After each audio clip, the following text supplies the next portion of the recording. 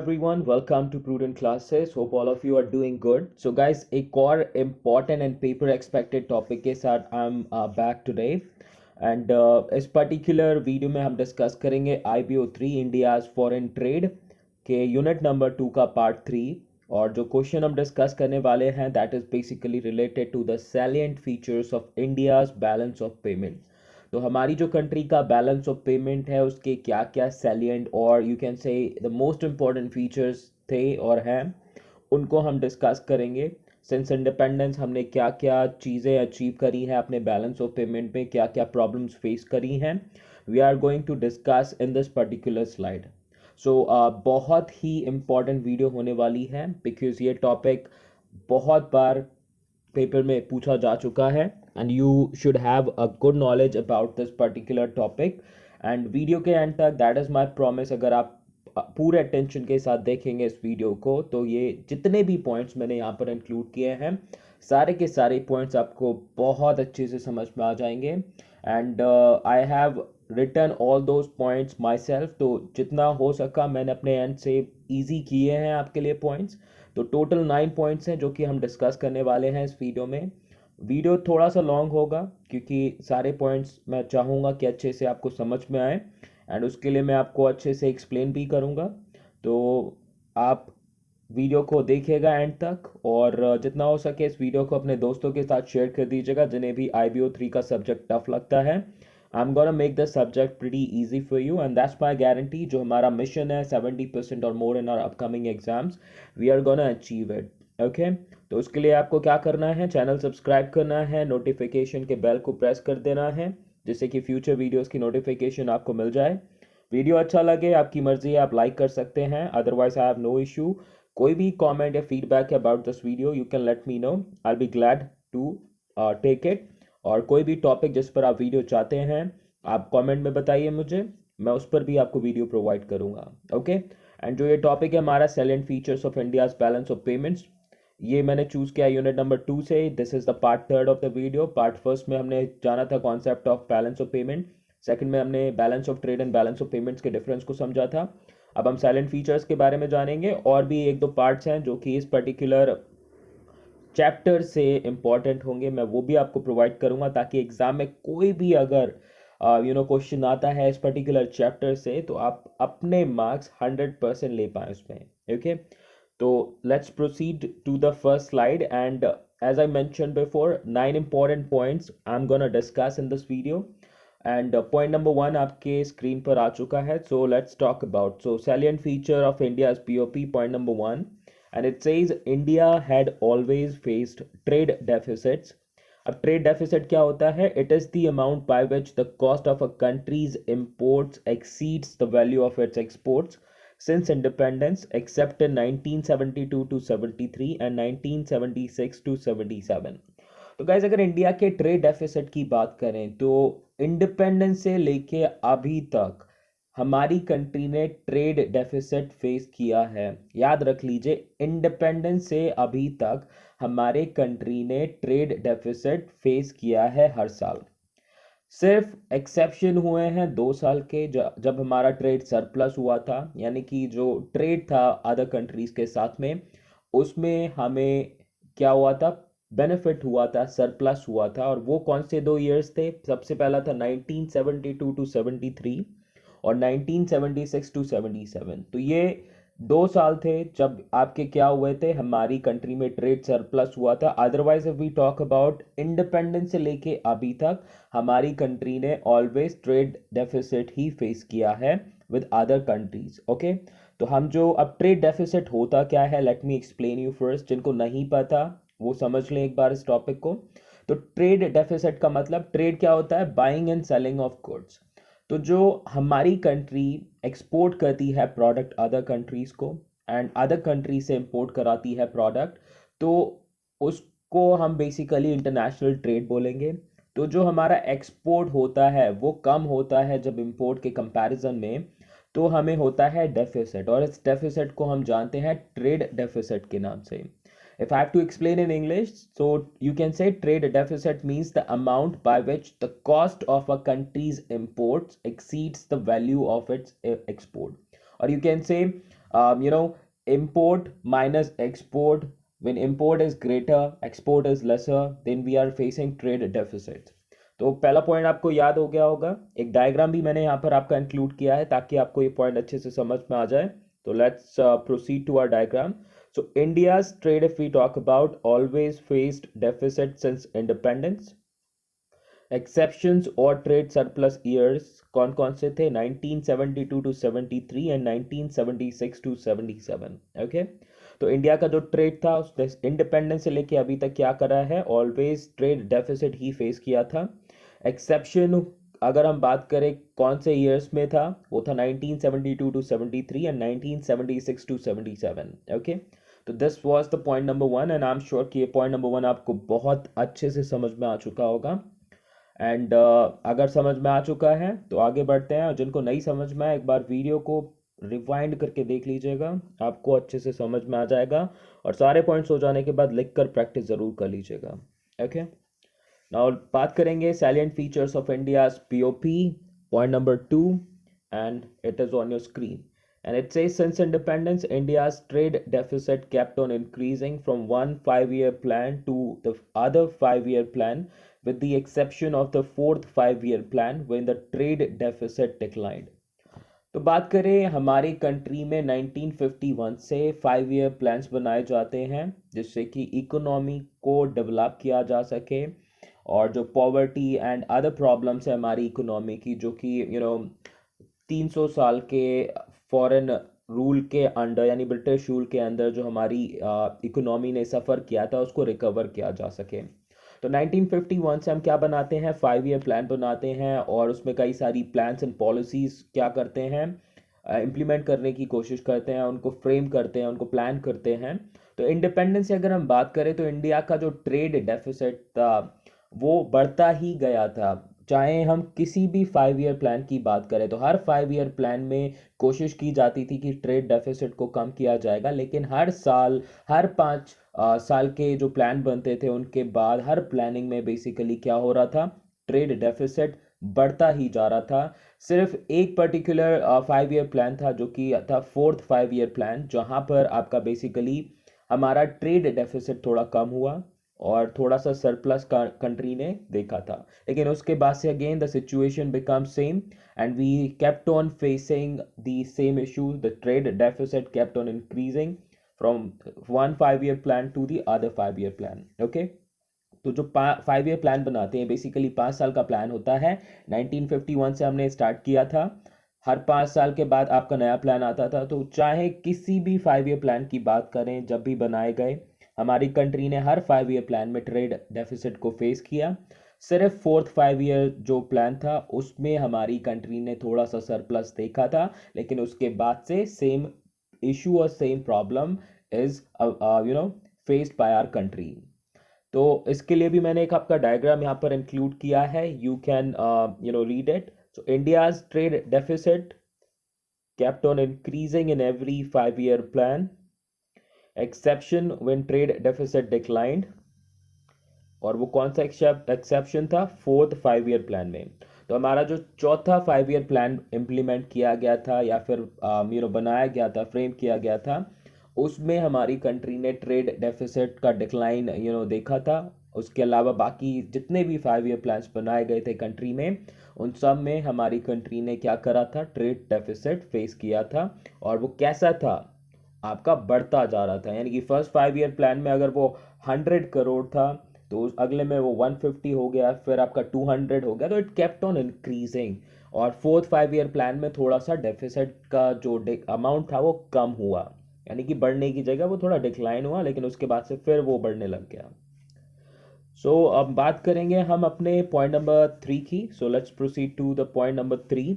And point number 3 आपके screen पर आ चुका है. बहुत ही सिंपल सा पॉइंट होगा. Since independence India's exports growth rate kept on fluctuating from one 5-year plan to the other 5-year plan. ना अभी तक हमने बात करी ट्रेड डेफिसिट की, अब बात करेंगे एक्सपोर्ट की क्या सिचुएशन थी। तो इंडिया का एक्सपोर्ट का जो ग्रोथ रेट था वो काफ़ी फ्लक्चुएटिंग रहा है हर 5 ईयर प्लान में।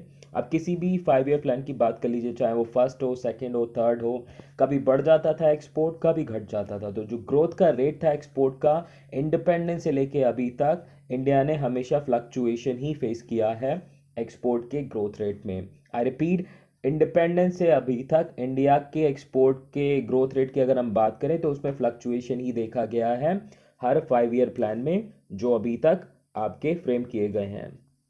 नाउ बात करेंगे India's export growth rate kept on increasing or decreasing from one 5 year plan to other 5 year plan। तो डायग्राम आपकी स्क्रीन पर आ चुका है, आप एक बार इसको रीड कर लीजिए, चाहे तो स्क्रीनशॉट ले लीजिए फॉर फ्यूचर रेफरेंस। अगर आपने नोटबुक बना रखी है जिसमें आप ये सारे पॉइंट्स नोट कर रहे हैं, वेल एंड गुड है, और आपको पेपर टाइम में रिवाइज करने में भी बहुत इजी हो जाएगा। तो इंडियाज एक्सपोर्ट ग्रोथ रेट जो था, इट केप्ट ऑन डिक्रीजिंग और increasing from every 5 year plan. तो हर 5 ईयर प्लान में कहीं ना कहीं फ्लक्चुएशन नोटिस की गई है इंडिया के एक्सपोर्ट ग्रोथ रेट में।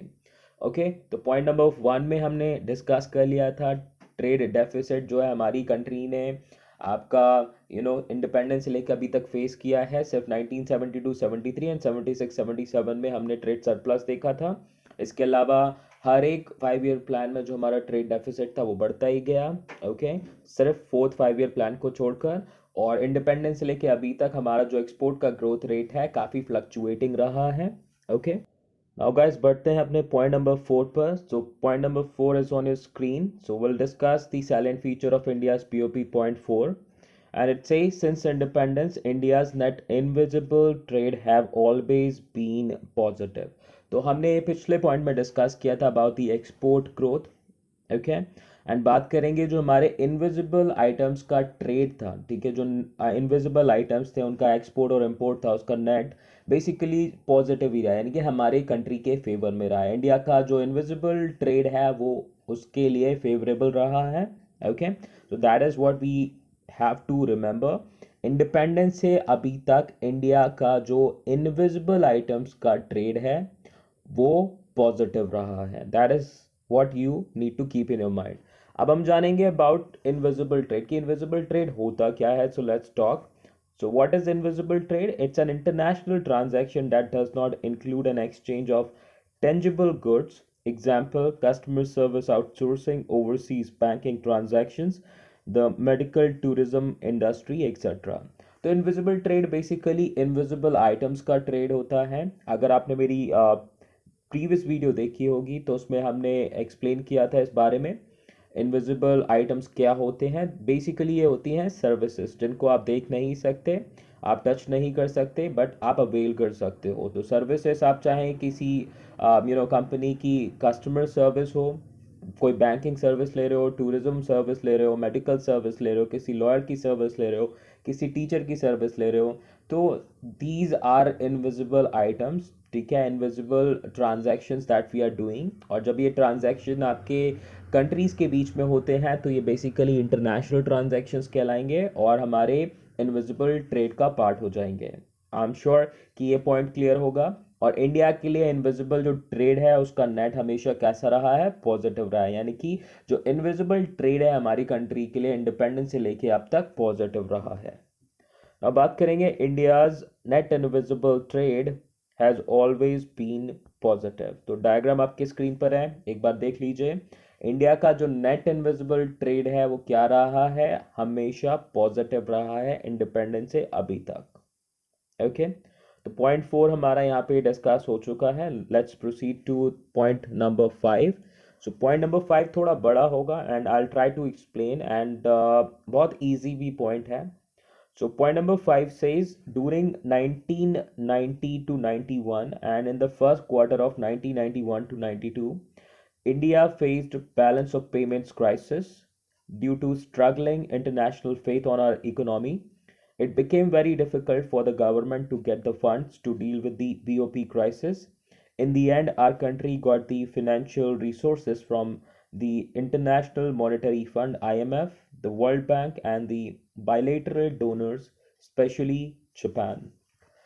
तो 1990 एंड 91 और उसके अलावा जो फर्स्ट क्वार्टर था 1991-92 का, तो ये कुछ साल थे जब हमारे कंट्री में बैलेंस ऑफ पेमेंट क्राइसिस हो गई थी, यानी कि बैलेंस ऑफ पेमेंट बहुत ज़्यादा नेगेटिव हो गया था और हमारे पास कोई भी ऐसा सोर्स नहीं मिल रहा था जिसके थ्रू हम क्या कर सकें, अपने इस क्राइसिस को रिकवर कर सकें। क्योंकि at the point of time जो इंटरनेशनल फेथ था, यानी कि जो अदर कंट्रीज थी, उनका फेथ हमारे कंट्री पर बिल्कुल नेगेटिव हो चुका था। बिकॉज हमारी जो इकोनॉमी थी वो क्लोज्ड इकोनॉमी थी, we were not being a part of an international market. और इस वजह से जो इंटरनेशनल फेथ था वो कम होता गया और हमें कहीं से भी जो फंड्स रिक्वायर्ड थे अपने बीओपी क्राइसिस को सॉल्व करने के लिए, डील करने के लिए, वो मिल नहीं पा रहे थे। तो उस टाइम की जो गवर्नमेंट थी उसको काफ़ी ज़्यादा प्रॉब्लम फेस करनी पड़ी just because of the struggling international faith. तो याद रखिएगा 1990 to 91 and the first quarter of 1991 to 92 was a very problematic period for our balance of payment. Because उस पीरियड में हमारी कंट्री को क्या फेस करना पड़ा, बैलेंस ऑफ पेमेंट क्राइसिस। और इस क्राइसिस से डील करने के लिए जो फंड्स रिक्वायर्ड था वो भी हम अपना क्या नहीं कर पा रहे थे, अरेंज नहीं कर पा रहे थे, क्योंकि हमारी जो कंट्री थी, हमारी जो इकोनॉमी थी, उसका जो इंटरनेशनल फेथ था वो ज़्यादा स्ट्रगलिंग हो चुका था, बहुत ज़्यादा डैमेज्ड हो चुका था। एट द एंड में क्या हुआ, हमारे कंट्री ने कुछ बोल्ड स्टेप्स लिए, जो एलपीजी पॉलिसीज आई, लिबरलाइजेशन, ग्लोबलाइजेशन, इनकी पॉलिसीज का आने का पर्पस यही था कि जो अपनी बैलेंस ऑफ पेमेंट क्राइसिस है उसको डील करने के लिए हमारे पास कोई और ऑल्टरनेटिव नहीं बचा था। तो इसलिए हमने फिनेंशियल रिसोर्सेज गैदर करी थ्रू इंटरनेशनल इंस्टीट्यूशन, जो कि थी IMF, international monetary fund, world bank, और कुछ ऐसी कंट्रीज थी जो हमारी काफ़ी क्लोज हैं, काफ़ी हेल्पफुल कंट्रीज रही हैं हमारी, जिनसे हमारे टर्म्स काफ़ी अच्छे रहे। तो उन्होंने भी उस टाइम हमें सपोर्ट किया, हमारी कंट्री को सपोर्ट किया। और ख़ास तौर पे अगर हम बात करें तो जापान का कंट्रीब्यूशन सबसे ज़्यादा था उनमें। ओके, तो इस पॉइंट को अच्छे से समझ लीजिए, याद रखिएगा। और एक डायग्राम के थ्रू हम इसको और अच्छे से समझ लेते हैं। तो diagram is on the screen. India face BOP crisis in 1990 to 91 and in the first quarter of 1991 to 92, and India got funds to deal with the problem from IMF, World Bank and Japan. Okay, तो India ने कब face करी थी BOP crisis, वो थी आपकी 1990 to 91। और दूसरा जो पीरियड था वो था first quarter of the 1991 to 92। तो 1990 से लेके 92 तक आप कह सकते हैं कि हमारी कंट्री ने बीओपी प्रॉब्लम फेस करी थी। और उस प्रॉब्लम को डील करने के लिए हमारे को फंड्स कहाँ से मिले, आईएमएफ से, वर्ल्ड बैंक से, और हमारा बायलैटरल डोनर जो था वो था जापान। ओके, जापान का कंट्रीब्यूशन काफ़ी इंपॉर्टेंट है हमारे पीओपी क्राइसिस को डील करने में। सो आई एम श्योर कि पॉइंट नंबर 5 भी आपको क्लियर हो गया होगा। Now will proceed to our next point. तो पॉइंट नंबर 6 पर बढ़ते हैं and point number 6 is on the screen.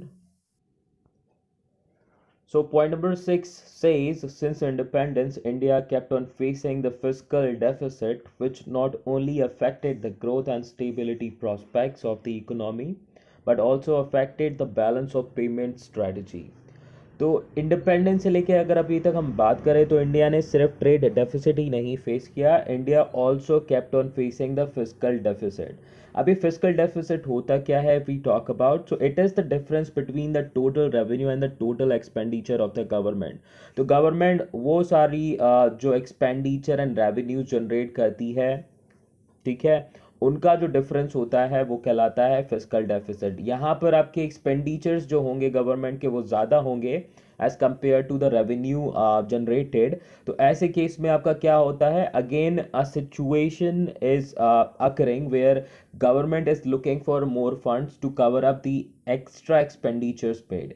अब ऑब्वियस ही बात है, रेवेन्यू कम हो रहा है, यानी कि इनकम कम है, एक्सपेंडिचर ज़्यादा है, तो आपको वो एक्सपेंडिचर कवर करने के लिए भी फंड्स की रिक्वायरमेंट होगी। तो our country was facing the same problem कि हमारी जो इंफ्रास्ट्रक्चरल डेवलपमेंट थी उनको करने के लिए फंड्स की रिक्वायरमेंट ज़्यादा है, तो गवर्नमेंट को एक्सपेंडिचर ज़्यादा करना पड़ रहा है और इनकम के सोर्स जनरेट नहीं हो पा रहे। इसीलिए इंडिया ने क्या करा था, आपका फिस्कल डेफिसिट भी कई बार फेस किया है। और फिस्कल डेफिसिट की वजह से किसी इकोनॉमी की सिर्फ ग्रोथ और स्टेबिलिटी का प्रोस्पेक्ट ही इफेक्ट नहीं होता, बल्कि उसके जो बैलेंस ऑफ पेमेंट की स्ट्रैटेजी होती है या बैलेंस ऑफ पेमेंट का स्टेटमेंट होता है उस पर भी काफ़ी नेगेटिव इम्पैक्ट पड़ता है। आई रिपीट, इंडिपेंडेंस से लेके अभी तक इंडिया ने आपका क्या किया है, फिस्कल डेफिसिट फेस किया है। एंड इसको फेस करने का एक ही रीज़न है, क्योंकि इंडिया का जो एक्सपेंडिचर है वो ज़्यादा होता है as compare to the revenue generated by the government. और फिस्कल डेफिसिट की वजह से जो ग्रोथ एंड स्टेबिलिटी का प्रोस्पेक्ट है वो अफेक्ट हुआ है कंट्री का, इकोनॉमी का। और इसके अलावा जो बैलेंस ऑफ पेमेंट की स्ट्रैटेजीज बनाई जाती हैं वो भी क्या हुई हैं, नेगेटिवली इम्पैक्ट हुई हैं just because of fiscal deficit. तो नाउ डायग्राम के थ्रू इस पॉइंट को भी हम डिस्कस कर लेते हैं। तो it says India kept on facing fiscal deficit which affected economy's growth and stability and country's balance of payment। तो फिस्कल डेफिसिट की वजह से इंडिया की इकोनॉमी ने सिर्फ ग्रोथ एंड स्टेबिलिटी को ही सफ़र नहीं किया, इसके अलावा अगर हम बात करें तो हमारे बैलेंस ऑफ पेमेंट ने भी काफ़ी ज़्यादा सफ़र किया है because of the fiscal deficit of the government. Okay, तो ये पॉइंट नंबर 6 था हमारा। अब बढ़ते हैं हम अपने नेक्स्ट पॉइंट पर। आप चाहें तो स्क्रीनशॉट ले लीजिए for further reference. So now point number 7 is on your screen and we'll discuss about it. And point number 7 says, since independence, India has never been able to fully utilize the external assistance, and it resulted in the non-utilization of a substantial part of the authorized loans।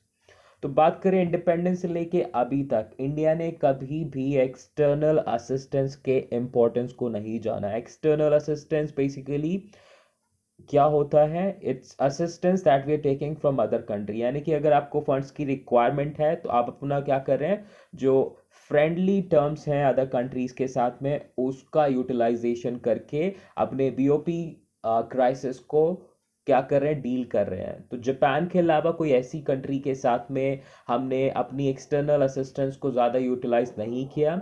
तो इसीलिए यहाँ पर ये point आपका explain कर रहा है कि इंडिया ने कभी भी अपने एक्सटर्नल असिस्टेंस को कंप्लीटली यूटिलाइज नहीं किया। और कई बार तो ऐसा भी हो गया है कि हमारा जो ऑथराइज्ड लोन है उसका भी हमने पूरी तरीके से इस्तेमाल नहीं किया। ओके, अब एक्सटर्नल असिस्टेंस मिल रही है, हम लोन ले सकते हैं और वो भी बहुत कम रेट्स पर। If I talk about recently आपके कितना लोन लिया गया है जापान से, एंड बहुत ही माइन्यूट आपके इंटरेस्ट रेट पर।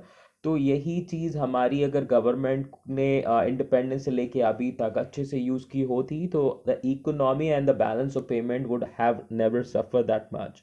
तो हमारा जो एक्सटर्नल असिस्टेंस था उसका फुल यूटिलाइजेशन नहीं हुआ, और कई बार तो हमारे जो ऑथराइज्ड लोन होते थे उनका भी सब्सटेंशियल पार्ट जो होता था पाइपलाइन में ही रहता था, उसका भी यूटिलाइजेशन नहीं हो पाता था। अब क्या क्या फैक्टर्स थे अंडर यूटिलाइजेशन के एक्सटर्नल असिस्टेंस के, so will talk about. So the main factors of under utilization of external assistance are time lag between commitment and conclusions of the credit arrangements. तो हमारे यहाँ पर इतने प्रोसीजर्स लेंदी होते हैं, इतने टाइम कंज्यूमिंग होते हैं इफ़ वी टॉक अबाउट। तो जो कमिटमेंट्स की जाती थी और उनको कंक्लूजन तक पहुंचाने में बहुत ज़्यादा टाइम डिफरेंस हो जाता था। Time management is becoming a very crucial reason जिसकी वजह से हमारा एक्सटर्नल असिस्टेंस का फुल यूटिलाइजेशन नहीं हो पाया। तो याद रखिएगा, the first and the foremost reason of not utilizing the external assistance fully is the time lag between commitment and conclusions of the credit arrangements। Now the second important reason is time consuming procedures। जैसा कि मैंने आपको पहले भी explain किया अभी कि जो हमारे प्रोसीजर्स हैं इतने लेंदी हैं, इतने टाइम कंज्यूमिंग हैं कि जब तक आपको फंड्स की रिक्वायरमेंट होगी तब तक तो वो कभी अरेंज नहीं हो पाएगा, एंड जब आपकी फंड्स की रिक्वायरमेंट पूरी हो जाएगी एंड तब आपको फंड्स मिलेंगे तो that is of no use for you. So time consuming procedures is the second important factor of under utilization of external assistance. Now बात करेंगे अपने थर्ड पॉइंट की, and third point is domestic budget constraint in providing equivalent funds. तो कभी कभी ऐसा होता है कि आपको एक्सटर्नल असिस्टेंस चाहिए तो उसके लिए भी आपको भी क्या करना होता है, इक्वल अमाउंट अपनी तरफ से अरेंज करना होता है। और हमारी जो डोमेस्टिक इकोनॉमी है वो इतनी श्रिंक है, उसमें इतना बजट का इशू है कि अगर हमें किसी से 100 करोड़ या 1000 करोड़ रुपए चाहिए असिस्टेंस के तौर पर, और उस उतना ही इक्वल अमाउंट हमें अगर खुद से कलेक्ट करके देना पड़े तो हम कलेक्ट नहीं कर सकते। तो ये डोमेस्टिक जो बजट कॉन्स्टेंट होते हैं इन प्रोवाइडिंग इक्विवेलेंट यानी कि इक्वल अमाउंट ऑफ फंड्स, ये भी एक बहुत इंपॉर्टेंट फैक्टर है जिसकी वजह से एक्सटर्नल असिस्टेंस को हम क्या नहीं कर पाते, फुली यूटिलाइज नहीं कर पाते। नाउ अब बात करेंगे अपने नेक्स्ट पॉइंट की, point number 8। So the point number 8 is on the screen, salient features of India's POP. And it says India faced a lot of strain in the balance of payments when there emerged a number of independent states out of the USSR, union of Soviet socialist republics. तो जब USSR के कई parts हुए, जब उसमें से आपके 14 different independent states बनी, उस टाइम भी हमारा जो बैलेंस ऑफ पेमेंट था उसने काफ़ी सफ़र किया। ओके, तो याद रखिएगा इंडिया के बैलेंस ऑफ पेमेंट ने काफ़ी सफ़र किया। कब? जब यूएसएसआर जो कि है union of Soviet socialist republics, उसके अलग अलग जो स्टेट्स थे उन्होंने खुद को इंडिपेंडेंट स्टेट अनाउंस किया तब। Okay, now we'll discuss about this point through a diagram. So India's export adversely affected due to emergence of different independent states from USSR, Union of Soviet Socialist Republics, which stressed India's POP। तो India के BOP पर काफ़ी ज़्यादा stress पड़ा क्योंकि USSR एक हमारा major exporter था। ओके, एंड काफ़ी ज़्यादा जो हमारा फॉरेन एक्सपोर्ट था वो इम्पैक्ट हुआ जब यूएसएसआर के अलग अलग जो स्टेट्स थे उन्होंने खुद को इंडिपेंडेंट स्टेट्स अनाउंस कर दिया। ओके, इससे हमारा जो एक्सपोर्ट था वो नेगेटिवली इम्पैक्ट हुआ, और अगर एक्सपोर्ट नेगेटिवली इम्पैक्ट हो रहा है तो बैलेंस ऑफ पेमेंट पर स्ट्रेस ऑटोमेटिकली पड़ने वाला था। तो the same thing happened. India's POP faced a lot of strain when the USSR was divided into different independent states। तो याद रखिएगा यूएसएसआर की फुल फॉर्म है union of Soviet socialist republics, और इसमें कई सारी अभी लगभग 14 इंडिपेंडेंट स्टेट्स अवेलेबल हैं, और इसकी वजह से हमारा एक्सपोर्ट काफ़ी ज़्यादा अफेक्ट हुआ था जब इनका डिवीजन चल रहा था स्टेट्स का। ओके, तो नाउ बात करेंगे अपने नेक्स्ट और लास्ट पॉइंट की। ओके, तो point number 9 is on the screen and it says India's balance of payments also faced issues from high interest payments, poor industrial and export performance and high inflation rate। तो India के balance of payment ने बाकी के जो हमने 8 points किए वही issues नहीं थे, इंडिया के और भी कुछ इश्यूज हैं जिसकी वजह से बैलेंस ऑफ पेमेंट को काफ़ी सफ़र होना पड़ा। जो हमारा बैलेंस ऑफ पेमेंट है वो 3 और इम्पॉर्टेंट रीजन से सफ़र हुआ। सबसे पहला था कि जो हमने उधार लिया था फॉरेन कंट्री से या फिर आपकी फॉरेन इंस्टीट्यूशन से, उस पर हमें काफ़ी ज़्यादा इंटरेस्ट पेमेंट करना होता है। तो जो इंटरेस्ट पेमेंट था हाई होने की वजह से हमारा काफ़ी पैसा इंटरेस्ट में चला जाता है।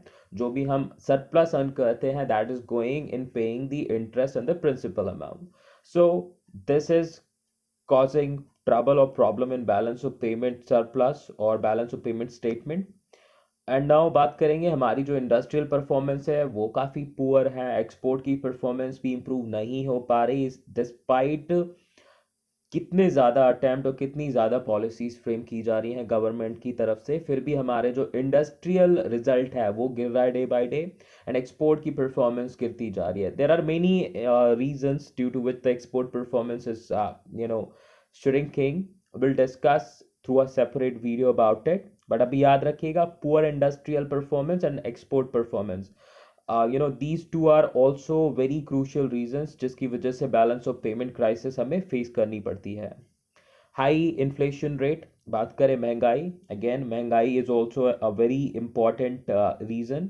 अगर इन्फ्लेशन रेट ज़्यादा होगा तो उससे आपके जो प्रोडक्ट मैन्युफैक्चरिंग कॉस्ट है वो ज़्यादा हो जाएगी, और उससे हमारा जो एक्सपोर्ट है वो कभी भी कॉम्पिटिटिव नहीं हो पाएगा। ओके, तो आई एम श्योर कि ये सारे पॉइंट्स आपको समझ में आ चुके होंगे। किसी भी पॉइंट में आपका डाउट हो तो एक बार वीडियो को आप दोबारा देख लीजिएगा, आपको बहुत अच्छे से समझ में आ जाएंगे। और अगर आपको ये सारे पॉइंट समझ में आ चुके हैं तो एक बार लिख कर प्रैक्टिस कर लीजिएगा, जिससे कि अब एग्जाम में अगर ये क्वेश्चन आता है आपका तो आप इसको अच्छे से एक्सप्लेन कर पाएँ। ओके, एंड इसके अलावा चैनल को सब्सक्राइब करना मत भूलिएगा जिससे कि फ्यूचर वीडियोज़ की नोटिफिकेशन आपको मिल सके। और जितना हो सके ज़्यादा से ज़्यादा इस वीडियो को अपने दोस्तों के साथ में शेयर कीजिएगा ताकि उनकी भी हेल्प हो पाए. Okay, so thank you so much everyone for your support and perform your best in your exams. Bye bye.